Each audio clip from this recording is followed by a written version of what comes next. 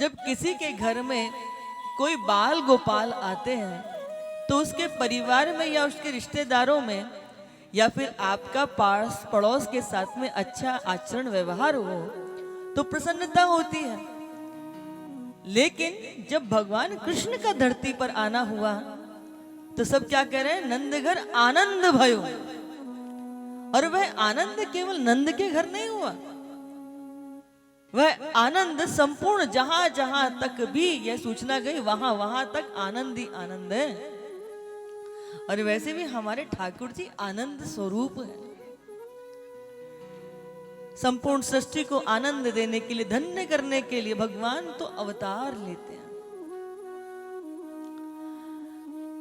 जन्म लेते ही वसुदेव जी उनको अपने शीश पर धारण करके यमुना जी पार करके गोकुल में नंद बाबा के घर में रात्रि में सब जगह सब सोए हुए थे और यशोदा जी के पार्श्व में जाकर के लाला को रख आए हैं। और यहाँ पर इनके यशोदा जी के पार्श्व में बराबर में एक कन्या लेटी हुई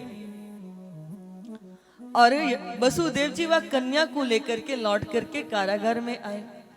और ये कन्या कौन है? ये कन्या भी साधारण बच्ची नहीं है, ये साक्षात भगवान की योग माया है। और आप देखो एक विचित्र बात कि जब जीव भगवान की शरण में जाता है तो माया दूर हो जाती है।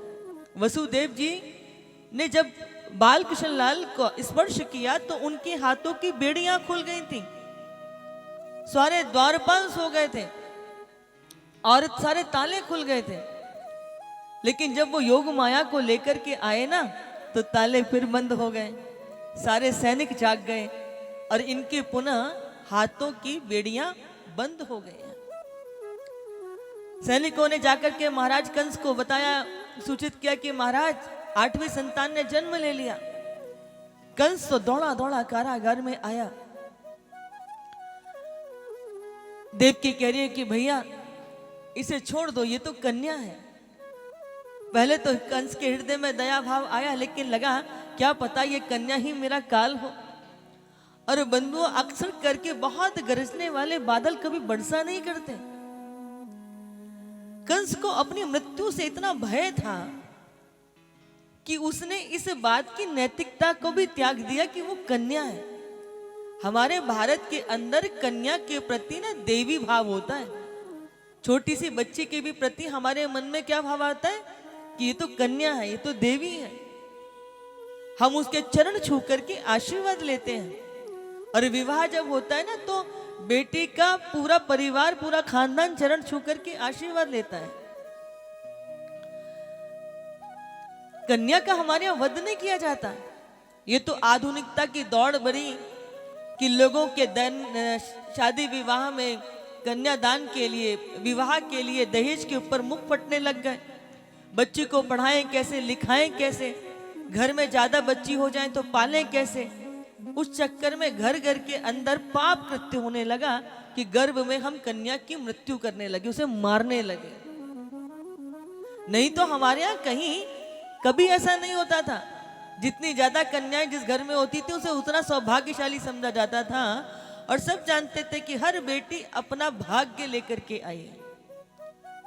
पढ़ा लिखा करके माता पिता योग्य बना देते थे और बिना मोल तोल व्यवहार के कोई भी बच्चों को देखते भी नहीं थे। पहले बस माता पिता तय कर देते थे और विवाह हो जाता था।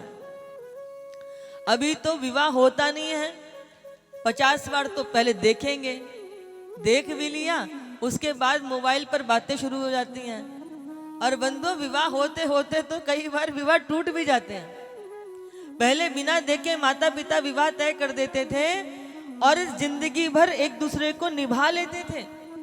अभी तो विवाह के उपरांत कितने ऐसे किस्से सुनने को मिलते हैं कि 2.5-3 साल भी विवाह निभ नहीं पा रहे हैं।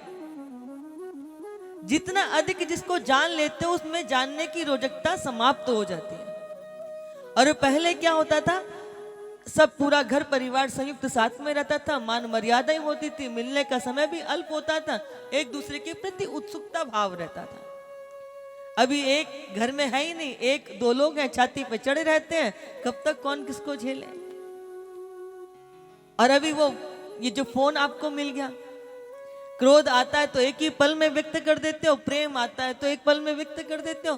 पहले पत्राचार होता था, लोग पत्र लिखते थे, और पत्र लिखते थे तो कितना विचार करते थे। हाँ, डाकिया की प्रतीक्षा करते थे कि आज डाकिया आएगा तो कोई पत्र संदेश आएगा। पत्र पहुंचते पहुंचते तो क्रोध भी समाप्त हो जाता था। तो अभी क्या है कि हम सबका जो धैर्य है ना, वो समाप्त होता जा रहा है। कभी कभी इतने बड़े मुद्दे नहीं होते, छोटी छोटी बात होती है और वो इतनी बड़ी बातें बन जाती हैं कि पूछिए मत। झगड़े हो जाते हैं छोटी छोटी बातों पे, बहुत मूर्खता वाली बातों पर, और हम सब ऐसी मूर्खताएं करते हैं। पूज्य दीदी माँ जी कई बार कहा करते हैं कि जिन बातों को हम तिल का ताड़ बना लेते हैं, उन ताड़ों को तिल बना करके भी छोड़ा जा सकता है। चलो हो गया, आगे से ध्यान रखना। तो बंधुओं, कंस ने